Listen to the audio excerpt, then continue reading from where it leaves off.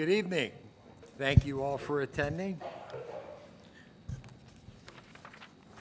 I apologize for the delay. Our executive session lasted just a little longer than we'd anticipated. So I'd like to start the meeting with the reading of the meeting notice, please. The Board of Directors of the School District of the City of Erie, Pennsylvania, and the Board of Directors of the City of Erie Regional Career and Technical School will meet in regular session on Wednesday, January 21st, 2015, in the auditorium at East High School, 1001 Atkins Street, at 6:00 p.m. by request of the President, Robert S. Casillo. Thank you. Roll call, please. Mr. Harkins? Here. Mrs. McNair? Here. Mr. Petrunger? Here. Mrs. Shenley? Excused. Thank you. Mr. Spagel? Here. Mrs. Alexandrovich? Here. Mr. Brzezinski? Here. Mr. Fabrizi? Here. Mr. Casillo? Here.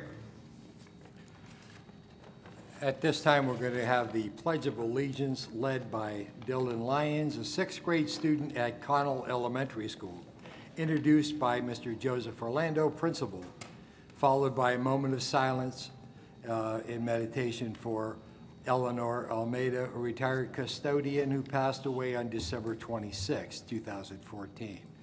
Mrs. Diane Coutry, a retired teacher assistant and a PTA advocate, who passed away on January 4th.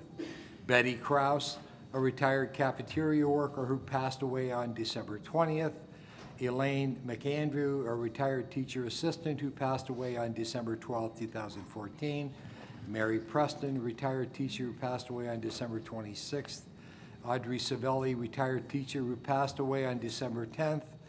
Ellen Vahi, thank you, retired teacher who passed away on December 31st. Ann Bachman, a retired teacher who passed away on December 29th. And Dorothy Hakel, a retired teacher who passed away on January 13th, 2015. So, Mr. Orlando. Thank you. Good evening, everybody. It's my pleasure this evening to introduce Dylan Lyons from Joanna Connell School. Dylan is a sixth grader. He is the son of Sarah and Sean Lyons. His brother Caleb also attends Connell.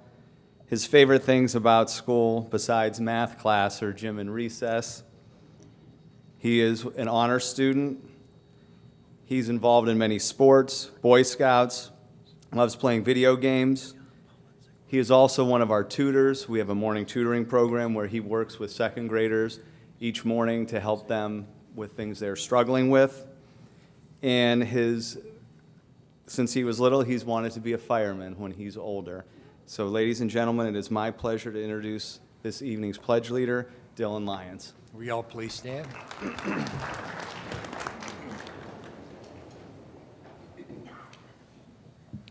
I pledge allegiance to the flag of the United States of America and to the republic for which it stands, one nation, under God, indivisible, with liberty and justice for all.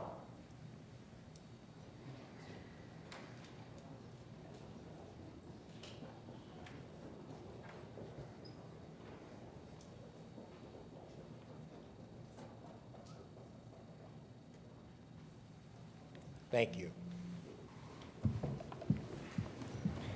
Now, yeah. Let's see, you put those in.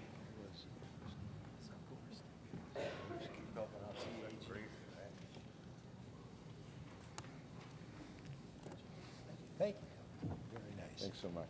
Oops, that's all right. You have a thing with flags today. I don't know.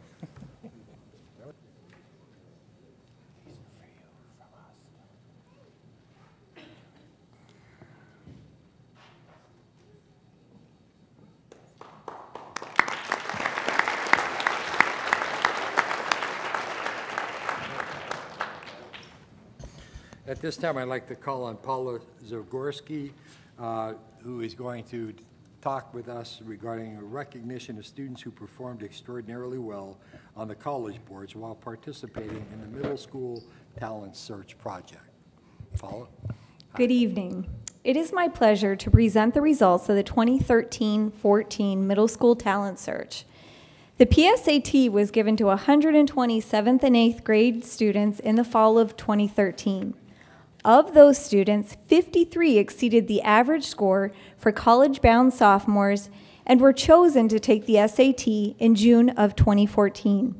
12 students scored significantly above the national SAT average for college-bound seniors and are eligible to attend the Center for Talented Youth at Johns Hopkins University. In addition, 16 students scored at or above the 50th percentile in critical reading and/or math. We will now honor these students who have achieved this accomplishment. Mr. Sable, Director of Elementary Education, will now present the awards. Thank you, Mr. Gorski. Good evening, everybody. So what we'll do is we're going to go school by school. We'll call up the principal, and they will hand out the certificates to our winners. We're going to start off with Mr. Orlando, who will be presenting the awards to Connell. Congratulations to Dariana Reed, Special Honors, Christian Walters, Special Honors, Lydia Andreso, thank you, Special Honors, Natalie Cornwell, Special Honors, and students, if you're here, come on up. Catherine Ellsworth, Special Honors, Aaron Holman, Special Honors, Michael Loney, Special Honors, Emily Rutkowski, Special Honors. Congratulations, students from Connell.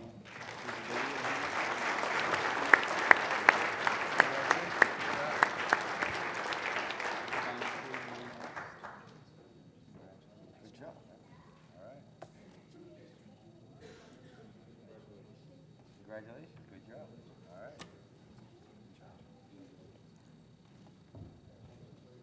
Got to be proud, right? Next, we'll have Mrs. Farnham, who will present the awards for Harding School. Proud, right? Beautiful. Beautiful thing, good job. Congratulations to Claire Donikowski, Special Honors. Max Hanrahan, Special Honors. Andrew Pulaski, Special Honors. Dylan Repp, Special Honors. Gregory Westfall, Special Honors. Zachary Goodman, Special Honors. Alana Sable, Special Honors. Congratulations, Harding students.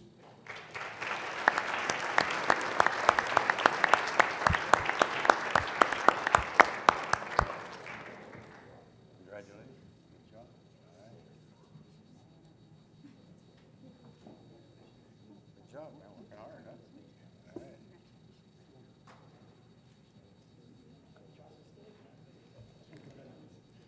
Next, we'll have Mrs. Ryan presenting the awards for the students at Piper Burley School. Keep on working hard, right? Congratulations to Ahmed Abukar, Special Honors. Hai Doan, Special Honors. Congratulations, Piper Burley students.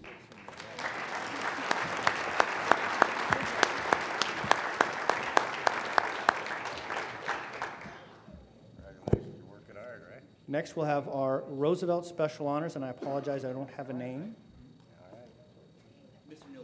Mr. Nielsen will be presenting the awards for Roosevelt. Thank you. Congratulations to Alexandra Jankowski, Special Honors. Garrett Kindle, Special Honors. Jake Dodaris, Special Honors. John Kim, Special Honors. Sarah McDermott, Special Honors. Jacob Omer, Special Honors. And Spencer Sorensen, Special Honors. Congratulations, Roosevelt students.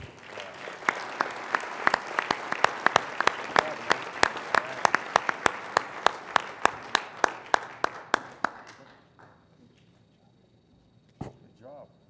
All right. Nice job, man. Working hard, okay? Thanks, Mr. Nielsen.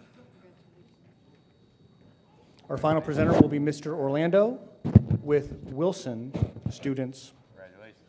All right. Congratulations to Spencer Hartland, Special Honors. Spencer Brennan, Special Honors. Holly Reckett, special honors. Congratulations, Wilson students.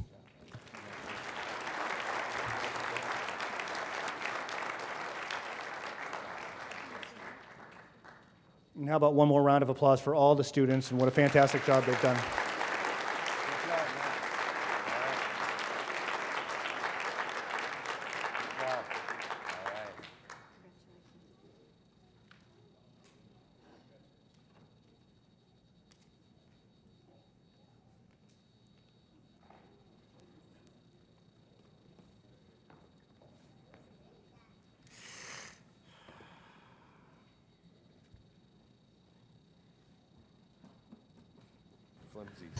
Thank you, Tim, and congratulations to all the students.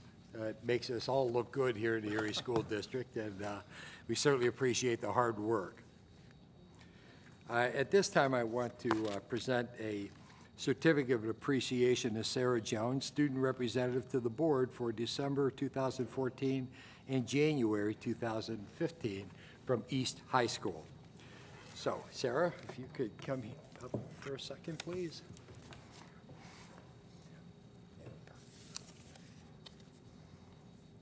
This is the certificate of appreciation presented to Sarah Jones, East High School, for your service as a student representative to the Board of Directors of Erie Public Schools for December 14 and January 15. Congratulations. Thank you very much for serving us. It was an honor. Pleasure.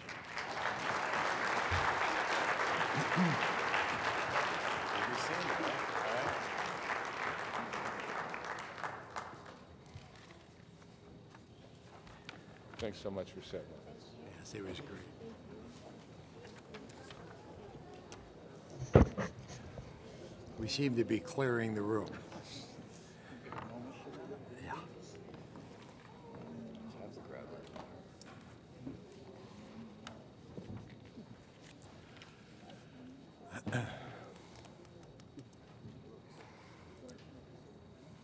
On the agenda next, I want to talk a little bit about a person who has served on this board, who began a tenure in December of 1973, when I was a young pup,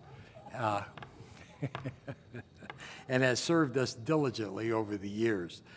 He had served as board vice president twice in 1987, beginning in 1987 and 1995, and he had served as board president 5 times during the course of that long tenure, 40 years? Holy God, John. He has, this past year, served as our board president for the 5th time and has led us through some very turbulent times over the course of that 12-month period and has been extremely attendant. He has been a source of pride because he has led us in some controversial times as well as a few days where we haven't had meetings. And John has been there for us. John has helped me out tremendously in the 7 years that I've been with this board. Is very knowledgeable, and I sincerely appreciate all the hard work that he has done as past president. And with that, I'd like to acknowledge Mr. Harkins with a plaque, well, actually 2 plaques. John, if you could step forward, please. I want to present you with the gavel of appreciation, sir. And, in addition, a beautiful lighted display that says John Harkins, Board President, December 2013 through December 2014, for leadership and dedication to Erie Public Schools. John, I can't tell you how much I appreciate everything you've done, my friend. I appreciate your kind words. I appreciate everyone's cooperation and the support of the Secretary's office and the help and support of the Superintendent's office. Thank you. Thank you, John. Onward and upward. Yeah. Thank you, sir.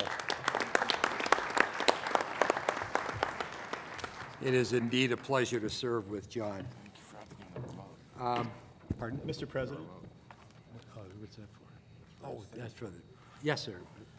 Dr. Mathis. Yeah, January is a school director recognition month, so in addition to recognizing Mr. Harkins for his many, actually several decades of service to Erie's public schools, this is the month where we express our appreciation for 9 people who go through the rigors of a campaign for elected office, only to discover that they actually have some hard work that's hard, uncompensated work.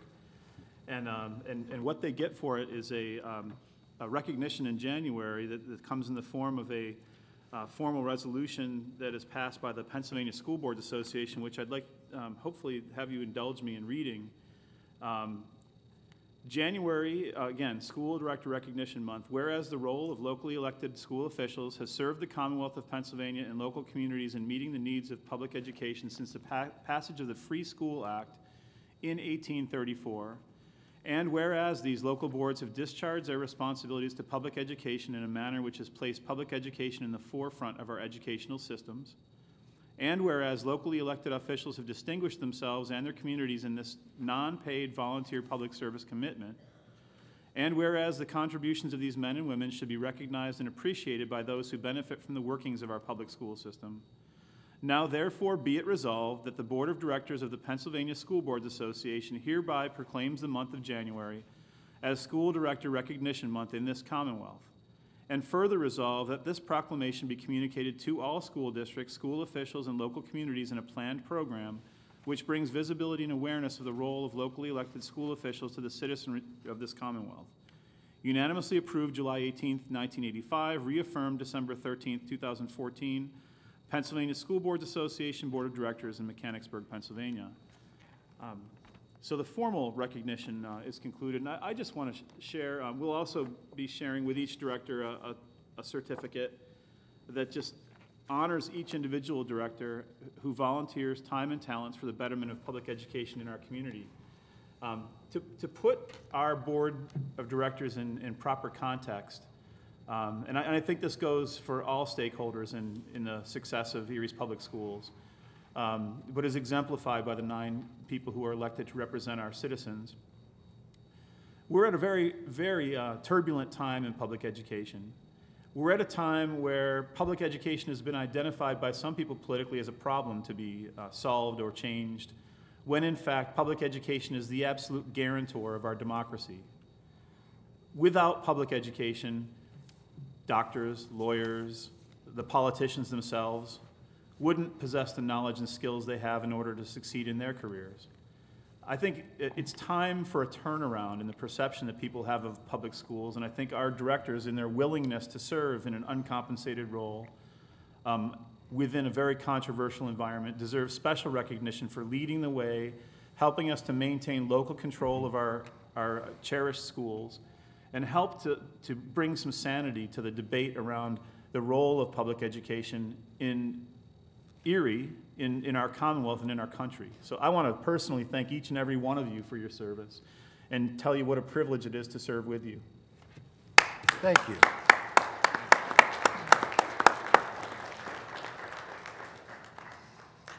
Thank you, Doctor. That was very kind. I would like to announce that the board met in executive session on Wednesday, January 7th, at the Dr. James E. Barker Leadership Center in Conference Room 1 from 5:07 to 5:49 p.m. regarding a legal matter, and from 7:20 to 8:54 p.m. In Conference Room 3 at the James E. Barker Leadership Center regarding a legal matter, personnel, and negotiations. The board also met this evening, Wednesday, January 21st, 2015, in the library at East High School from 5:48 p.m. to 5:59 p.m. regarding legal and personnel matters as well. At this time, we'd like to hear of the hearing of citizens. Persons desiring to speak for 5 minutes must submit their request in writing to the Secretary's office at least 1 week prior to the board meeting. All others may speak 3 minutes.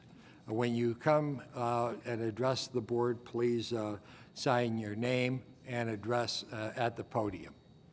So with that, we have 5-minute speakers. Mr. William McDonald speaking on the topic of Erie School District business. Mr. McDonald, are you here? No? Okay. Last call? All right. Mr. Michael X. Anderson of Erie speaking to give the board an overview of the Martin Luther King Basketball Holiday Expo. Okay. Mr. Anderson not here either?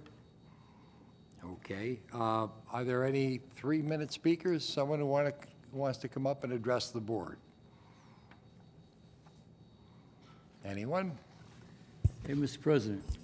Yes, Give me sir, a- Mr. Give me Brzezinski. a minute. I'd be remiss if we didn't talk about one of East High alumni people who have served our community for years and years. I'm talking about Mr. Fred Rush. He Oh, yeah. has retired his position with the city here last, I guess, at the end of this month. Just, yeah. He was always a quiet force, a man among men. Most people knew him because of his son, who was a heck of a football player. Rumor has it, and we're all too young to know, but Mr. Rush was also a pretty good ball player here at East High. We wish him the best, and I had to bring him up because he was one of our finest. Thank you. Well, thank you, Mr. Brzezinski. At this time, being nothing else from citizens to be heard, we move to the reports of committees and liaisons. Any committee member want to speak in behalf of a committee that they represent? Ms. McNair. As far as community, because that's one thing that I do, I was at the expo, even though Mr. Anderson is not here to talk about it. It was myself and Nancy attended the expo on Saturday. Was it or Monday? Sorry, it was on Monday. It was a really nice expo, and we really enjoyed all the different students that came to the expo. We had some of our own students there and really enjoyed the marching band that they brought in. They did a really excellent job. So I just wanted to say, as far as the things that are going on in the community that connected to our students this past weekend for the Martin Luther King holiday, all you students did a really good job on Monday.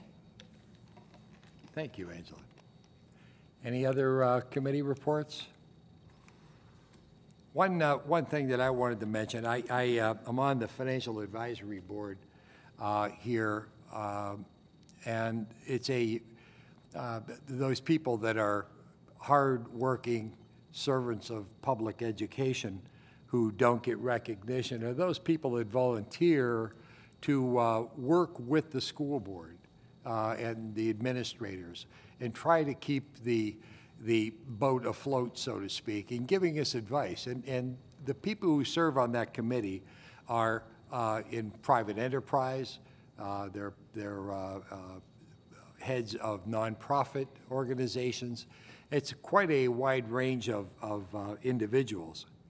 And they often give us a completely different perspective where we sometimes are stuck in the doldrums and don't get the opportunity to look beyond, where when you have, quote, an outsider, that their opinions sometimes are very refreshing and give us a different perspective in areas where we have concern.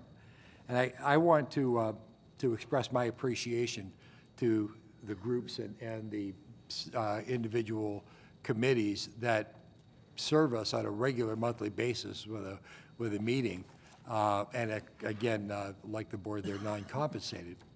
I was at the meeting last Tuesday, I think it was, and it was well attended, and they have given us a good perspective on a few issues that we had.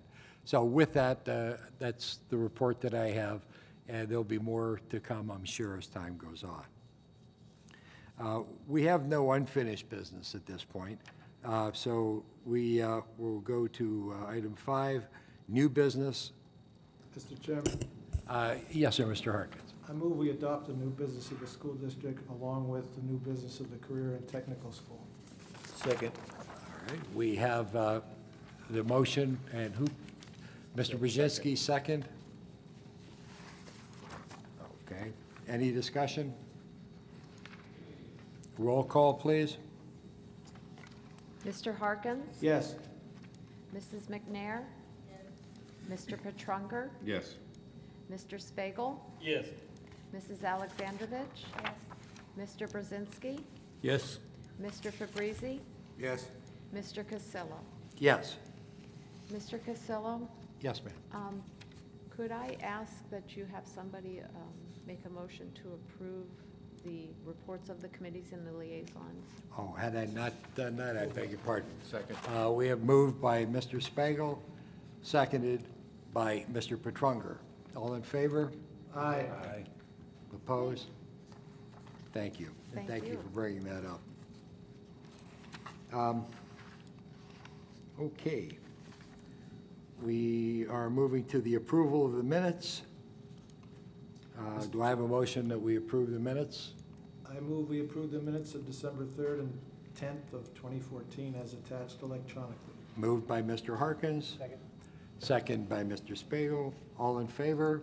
Aye. Aye. Opposed? Thank you. Next, the motion to approve the bills and payroll. So be it.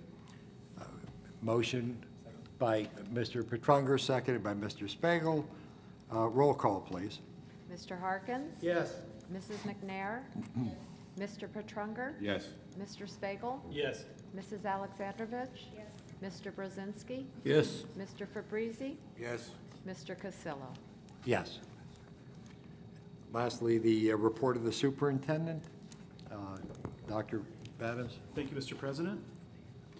First of all, I'd like to welcome so many of our staff this evening. It's great to see you all here. And just so everyone understands exactly how this board operates, we spent well over, 3 hours together at Committee of the Whole 2 weeks ago, where a lot of the matters that come before us in terms of new business and vocational technical business get discussed at great length and detail. That's essentially where the work gets done on a consent agenda, the way we run our meetings now. I wanted to talk tonight briefly in my remarks about new leadership in Harrisburg. I am extremely, I think like many people who are supporters of public education, excited that we have a new governor and a leadership team who joins him in Harrisburg now, who have at least stated that public education is at the forefront of their list of priorities. I'm extremely hopeful that with that commitment to public education will come support for public education. Like the rest of you, though, I'm sure that we're all very guarded in our optimism because we know the state is facing a pretty sizable budgetary shortfall. And we'll learn more about how the new governor and his team plans to tackle that in the beginning of March when they announce their preliminary budget. Budget has come to be a period of time for me personally that is sort of like going to the dentist to have every single one of your teeth root canaled. We have, for the 5 years that I've been back with the district, been in a situation where we have had to cut our way to a balanced budget every single year. Some of the cutting was easier, believe it or not, when we had large deficits and there was room for us to trim programs, staff, and other expenditures. And as the years have gone on, that's become an increasingly painful process. Refinancing of various debt instruments that the district has had over the years, we've maxed that out. We've closed 3 schools. We have furloughed over 200 staff. We've cut administration, we've cut the ranks of teachers, we've cut the non-instructional ranks. At this point, when we engage in discussions internally about things like purchases of software, we agonize as an administration about how to find or where to find the $10,000 to buy a reading program, for example. And those of you who work in the buildings know all too well how tight budgets have become. As we enter this particular budget, our board will have decisions to make. They made a decision tonight by not making a decision. The board has left its options open with regard to the budget timeline by not adopting a resolution to stay within the Act 1 referendum limit, which means the board has preserved its ability to go to Harrisburg for exemptions to Act 1, to exceed the index, or potentially to go to taxpayers with a referendum to seek revenues in excess even of that. Obviously, it would be to everyone's advantage to not contemplate tax increases, but unfortunately, the way public schools are funded, that's one of the only ways we have to increase our top line revenue. The reality that we're all facing right now across the Commonwealth and feeling even more acutely in urban school districts is that our costs are absolutely designed and guaranteed to rise at a higher rate than our ability to pay for those various expenses. I'll just give you a few examples. We're forecasting about a $7.4 million deficit in this year's budget. You know, it's sad that a single-digit budgetary shortfall doesn't seem to cause too much commotion these days. But as I said, as we go from 26 to 13 to 9 to 5 to 7, where do we cut? Our charter costs will increase $3.45 million in this coming budget. Our retirement obligations will increase $2.9 million. Our health insurance is projected to rise about $500,000, and other miscellaneous changes in the budget will add up to about another $500,000. You have to figure for inflation, which increases an average of 2% a year for all the goods and services we purchase. And as you all painfully are aware, despite rhetoric during the campaign, our actual revenue that came from Harrisburg has stayed flat or actually decreased, primarily because money that was added to our budgets at Harrisburg was taken away from us with the other hand in terms of the district's required contributions to PSERS. Our contributions 4 years ago, when I started in this role, were about 8% for the district's contribution to the pension program. They doubled in subsequent years. They're at 20.4% of total payroll this year, and they're projected to climb over 30% of payroll. That means calculate 30% of the $65 million payroll that our district has, and that's what we're obligated to give back to Harrisburg. They refund 50% of that, so that our net outlay right now just for our pension obligation as a district is in excess of $10 million. Our charter school costs now are topping $20 million. My belief is that when the charter law was passed, it wasn't foreseen to become a cottage industry for people to start charter schools so that they could take their share of very limited and stretched public tax dollars. But when over 1,900 of our students are attending charter schools to the tune of $20 million, that's just simply a non-sustainable model of funding public education. It's like taking the same pot of money and funding two separate systems. There's a lot of talk about charter school funding reform in Harrisburg, and there has yet to be any significant change to any legislation. Just to put it in a little bit of perspective, our $7.4 million deficit in this budget would be completely erased without any legislative fiat if the administration in Harrisburg simply agreed to fully fund the charter school reimbursement line that's already part of the charter school law. That law reads that if 10% or more of your students attend charter schools, which certainly would qualify us, we'd be eligible for 40% of our charter school outlay back in the form of a reimbursement. That would be $8 million with our current charter school costs. Coincidentally, about exactly what our budgetary shortfall is.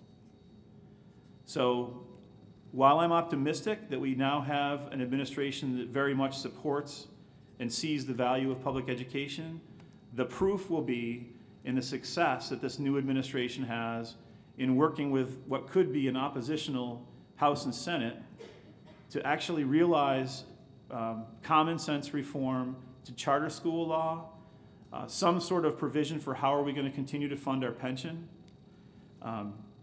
Absent those two areas, we'll be in this same situation until the day that we actually go bankrupt. We are projected by a 5-year budget study that the Public Resources Advisory Group did. We're projected to be really unable to actually cover our payroll obligations somewhere in the neighborhood of 2017-18, possibly based on the conservatism of some of those projections, 18-19. But there will come a day when we won't be able to keep up with our obligations. We've already hit the turning point. This past year was probably the last time where we had a fighting chance at a reasonably painless balanced budget. We're going to continue on that path. It's projected right now by that model that we'll be back to a $26 million budgetary deficit in 2017-18. So I wish I had happier budget news, but I'm actually it's a little bit of a cathartic experience for me to share that with everybody else, because we will, over the course of the next several months, be figuring out how on earth we're going to find yet another several million dollars to trim from our budget. We'll need suggestions, we'll need help, so that's an open invitation for anyone who has suggestions about how we might do that. I jokingly talked 4 or 5 years ago when we were contemplating the $26 million shortfall, that if the suggestion is to get rid of all the administration, including the superintendent, we'd save $7 million at that time. At this point, we'd save less than $6, so we still won't make it. So we really have some work to do. It's not pleasant work, and we really will need, at this point, advocacy in Harrisburg. We need them to remember that Erie exists and is neither part of Ohio nor New York. And I think, I'm optimistic, but again, cautiously so. I also want to say that we have hope in the Pennsylvania Department of Education, in that Mr. Pedro Rivera was appointed to be Secretary of Education. Mr. Rivera is the superintendent in Lancaster, Pennsylvania, a city that has many of the same problems that Erie faces, and he's been very successful in his own right in dealing with that with his community, right down to having some of the same charter applicants come before his school board that have come before our own. And so working together with Mr. Rivera, I think that urban education will have certainly a little louder voice in Harrisburg, and again, more cause for optimism.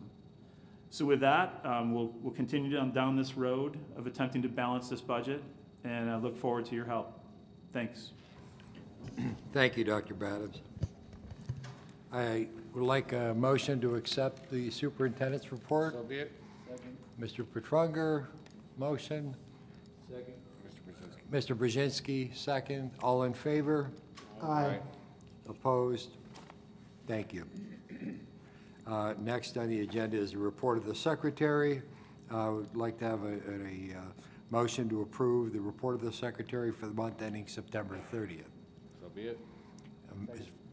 Mr. Petrunger, motion. Mr. Spiegel, second. Roll call, please. Mr. Harkins? Yes. Mrs. McNair? Mr. Petrunger? Yes. Mr. Spiegel? Yes. Mrs. Alexandrovich? Yes. Mr. Brzezinski? Yes. Mr. Fabrizi? Yes. Mr. Casilla? Yes.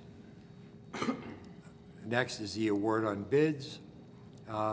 Items 11, the award of bids for the liquid propane gas commodity storage and delivery services in school buses, and 11.02, the award of bids for Vertex 360, the virtual reality ARC welding trainer.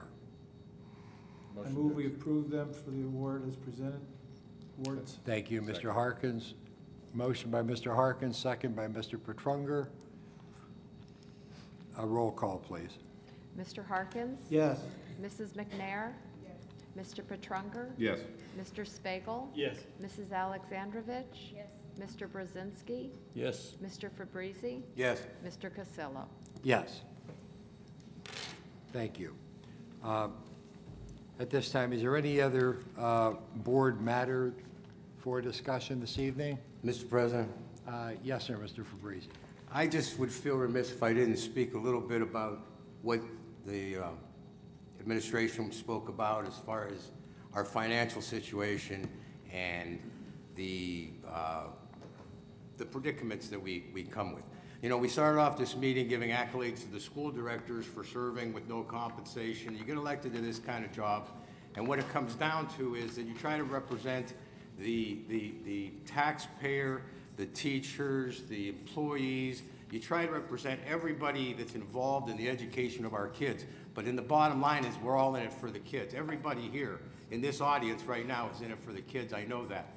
And so all I wanted to say to you is that what Dr. Adams was talking about, if you take just one little part of what he said when he talked about the charter schools, that we have to galvanize between the taxpayer and the teachers and the parents and everybody that's involved in public education and talk to our legislators and talk to the new governor who is aware of the situation. But the funding, the way the funding is set up, not that we have anything against charter schools that have new ideas, trying to educate our kids. I know they're trying to come up with new ways. But I also believe that this district, from all the knowledge I have, is constantly looking at new ways to try to get through to our kids. Every teacher that's sitting out there right now tries to find new ways to get through to a specific kid at a specific time. It's something that we're all trying to do. But the problem is we wouldn't be having these budget problems if we didn't have to take a major chunk of that budget and turn it over to the charter schools, which, like I said, it's the way that the funding is taken care of. The state should be funding those schools, and we should be, because what happens is, and I'll explain it one more time, that from my understanding of how it goes, see, the charter school opens, and if they took over a whole school and we didn't have, and then that school was gone and that was it, that would be one thing, but that's not how it is. They take a kid from there, they take some kids from there, they take some kids. So we have all this infrastructure that we still have to support. We still have to keep the schools clean. We still have to keep the schools in good repair. We still have to keep our teachers and our administration so that we have everything that we need to serve our children in the best capacity that we can. And what happens is that chunk of money goes away and we still have that infrastructure. Now, we've gone through some bad things. Like he said, we've closed 3 schools. We've done a lot to try to solve these problems. But the bottom line is you get elected to this office and you're coming here and you're trying to do these things and you're feeling the pressure from all of the entities that I discussed. You're feeling that pressure, and then you try to make your decisions the best you can. So I can guarantee you that everybody up here is trying the best they can to deal with the situation, but there's an elephant in the room called the charter schools that won't let us do what we want to be able to do. And that's all I'm going to say. Thank you. Thank you, Mr. Fabrizi. Mr. President? Yes, sir, Mr. I don't know. Brzezinski. I don't know if we can waive the rules or not, but there's a whole bunch of teachers out there that came here for a reason. If we can waive the rules, maybe they want to come up and say something. Might be opening up a can of worms, but it'd be good to hear from them. Come on down. Is there anyone that, well, first of all, that's a motion that we need to have seconded. Motion to suspend the rules, and you need a 2/3 affirmative vote. 2/3 Mr. affirmative? Chairman, I don't think we need to suspend the rules, but we did have hearing of citizens and no one spoke, but if they wanted to come up, I think we can allow it without a motion. That's not breaking a rule. But That's I true. did have Yeah. an item under item 12, but if you want to allow that and they want to do that, I would. We could reopen item 12. If anyone would like to address the board, now would be the time. Not hearing anyone. We could move from there. Mr. Harkins. I did have an item to bring up, maybe to ask a question, and doing so raise a little awareness. And it strikes me that it is connected to what the superintendent's remarks were this evening and Mr. Fabrizi's. I had a recent conversation with a retired school principal from our school district and a down central administrator. And his question to me was, what are we doing to teach the kids civics and POD? And I didn't give him an answer. I said, I think I know the answer, and I think you do too. But I said, I'll ask the question when I get a chance. And it slipped my mind until this evening, and I heard these remarks. And I'm not looking for necessarily an answer tonight, but I believe what happened is over the years, as we lost time and resources to emphasize art, music, and physical education, civics and POD got swept aside too. And I think, you know, and with the benefit of this person's hindsight and my own, and I'm sure many will agree, looking back, gradually I think our citizenry has lost a level of awareness that used to be there, that we'd be better off if it still existed. People would understand where the push and shove of governmental decisions are, where and how they can act as citizens to organize and have an effect on what's going on in their community, to understand these things like why Harrisburg gets away with underfunding us, because nobody understands that it is their responsibility. So I'm kind of asking the question, and it can be answered tonight, but just as Mr. Brzezinski and some other board members at a prior meeting a few months ago brought up the question of handwriting, and we were somewhat pleasantly surprised to find that it didn't go completely out the window, that it's still there, that it's an option, and that in many cases it's still presented. I guess I'd like to just have us consider in the months ahead, with all the other problems we have, and you can give us an answer at a subsequent meeting, Dr. Badams, or respond any way you wish, but it just occurs to me that when kids took civics as a class required in 9th grade, and POD, which stood for Problems of Democracy, there was like a semester-long discussion or a year-long discussion where kids learned how as young people, how our government works. And maybe we took it for granted as communities, but it just seems to me there's a place for re-emphasizing that to the extent we have time and can. And so I just wanted to raise that question. If you want to respond now or any other time, Dr. Bennett. I just don't want it to be, yeah, we're doing it, and let it go at that. I think we have to realize we lost something. We'll prepare a report for you. Okay, It deserves a more That thorough was- response than I could give you. okay. That was what, Principle of Democracy, if I remember at POD? Problems. Problems of Democracy, yeah, and Economics was the other. Mr. Spagle. Yes, I'd just, again, like to address all the teachers that are here. We certainly appreciate you coming here and being here. You know, one of the things that I kind of see, and I'm very much new to the board here, is that it seems like to me there's like an us versus you type of mentality, and I think we're all here for the right reasons to properly educate our children at the best financially fiscal way we can do for the taxpayer. And I want everybody to know that we're here to work with you guys to do the very best job we possibly can. And I like to see everybody here. It's kind of nice to see, you know, a show of support that, you know, we're here for the children. That's exactly it. We're not here for our interest, your interest, or anybody else's interest. We're here for the students' interest, so I'm glad to see that everybody was here. Thank you. Thank you, Mr. Spagle. Anyone else?